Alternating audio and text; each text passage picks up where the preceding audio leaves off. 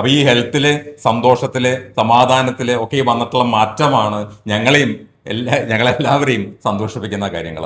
ഇത് എല്ലാവർക്കും പോസിബിൾ ആയിട്ടുള്ള കാര്യങ്ങളാണ്. കുട്ടികൾ മുതൽ ഏത് പ്രായമുള്ളവരാണെങ്കിലും നമ്മളൊന്ന് മനസ്സ് വെച്ചാൽ, നമ്മളൊന്ന് ഭക്ഷണം കഴിച്ചാൽ, നമ്മളൊന്ന് ഭക്ഷണം കഴിക്കാൻ സമയം കണ്ടെത്തിയാൽ, നമ്മളൊന്ന് ഉറങ്ങാൻ സമയം കണ്ടെത്തിയാൽ മാറ്റാവുന്ന കാര്യങ്ങളെ, രോഗങ്ങളെ നമ്മുടെ നാട്ടിലുള്ളൂ. പാലക്കാടൊക്കെ വന്നു എന്ന് പറഞ്ഞാൽ തിരിച്ചു പോയി മിണ്ടാതെ കിടപ്പായിരിക്കും.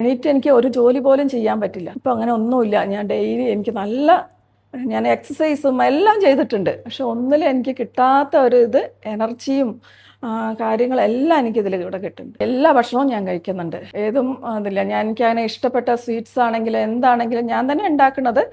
ഞാൻ വിളിച്ച് ചോദിക്കും, ഇന്നത് കഴിക്കാവോ, അത് കറക്റ്റായിട്ട് ഏത് ടൈമിൽ കഴിക്കാമെന്ന് പറയും. അതിനനുസരിച്ച് ഞാൻ എല്ലാ പേടിയും എല്ലാം മാറി.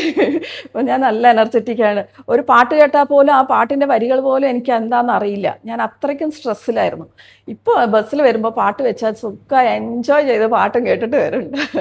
അത് മക്കളും പറയാൻ തുടങ്ങി, അമ്മ ഇപ്പം നല്ല ഗ്ലോ ആയി, അമ്മയുടെ മുഖത്ത് എന്തോ പ്രസരിപ്പൊക്കെ വന്നു, നന്നായി അമ്മ ചിരിച്ച് സംസാരിക്കാൻ തുടങ്ങിയെന്ന് മക്കളും പറയാൻ തുടങ്ങി. ഇതൊക്കെയാണ് നമ്മുടെ ശരീരത്തിന് ആവശ്യം വേണ്ട മാറ്റങ്ങൾ എന്ന് പറയുന്നത്. അതായത് നമുക്കൊന്ന് സന്തോഷിക്കാൻ പറ്റണം, നമുക്കൊന്ന് ആക്റ്റീവായിട്ട് ഇരിക്കാൻ പറ്റണം, അല്ലെ, മക്കളായിട്ടൊക്കെ ഒന്ന് സന്തോഷിച്ച് ജീവിക്കാൻ പറ്റണം, നമ്മുടെ സാധാരണ ഭക്ഷണങ്ങളൊക്കെ നമുക്ക് കഴിച്ച് മുന്നോട്ട് പോകാൻ പറ്റണം.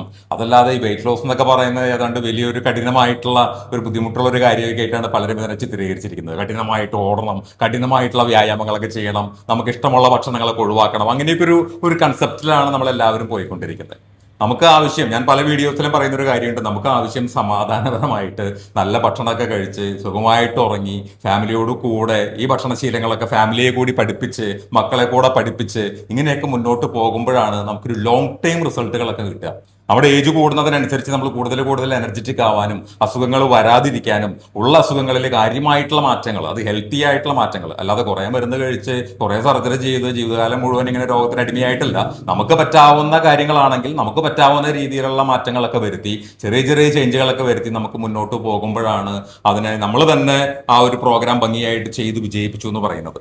മാമിന്റെ ഈ പറഞ്ഞ കാര്യങ്ങളൊക്കെ ഞങ്ങളുടെ മിടുക്കല്ല. മാം എങ്ങനെ തന്നെ മനസ്സിലാക്കി, മാമിന്റെ ശരീരത്തെക്കുറിച്ച് എങ്ങനെ മനസ്സിലാക്കി, മാമിന്റെ ജീവിതത്തിനനുസരിച്ച് എങ്ങനെ ഭക്ഷണശീലങ്ങൾ ക്രമീകരിച്ചു, അതിനെ ഞങ്ങൾ സഹായിക്കുക മാത്രമേ ചെയ്തിട്ടുള്ളൂ. എങ്ങനെയായിരിക്കണം കഴിക്കേണ്ടത്, ഏത് സമയത്തിന് കഴിച്ചാൽ മാമിന് കുറച്ചും കൂടി ബെറ്റർ ആവും, മാമിന്റെ വിശപ്പിനനുസരിച്ച് എങ്ങനെ കഴിക്കാം, മാമിന്റെ ഇപ്പോഴത്തെ കണ്ടീഷൻ അനുസരിച്ച് ഏതൊക്കെ വ്യായാമങ്ങളാണ് ചെയ്യാൻ പറ്റുക, അതിനുള്ളൊരു ഹെൽപ്പ് മാത്രമേ ഞങ്ങൾ കൊടുക്കുന്നുള്ളൂ. ബാക്കിയെല്ലാം മാമിന്റെ വീട്ടിലുള്ള ഭക്ഷണങ്ങളൊക്കെ കഴിച്ച് മാം തന്നെ പറഞ്ഞു, കിച്ചണിൽ കയറുന്നു, ഭക്ഷണം വെക്കുന്നു, കഴിക്കുന്നു. ഇതൊക്കെ ഒരു സന്തോഷകരമായിട്ട് ഇപ്പൊ തോന്നുകയാണ്.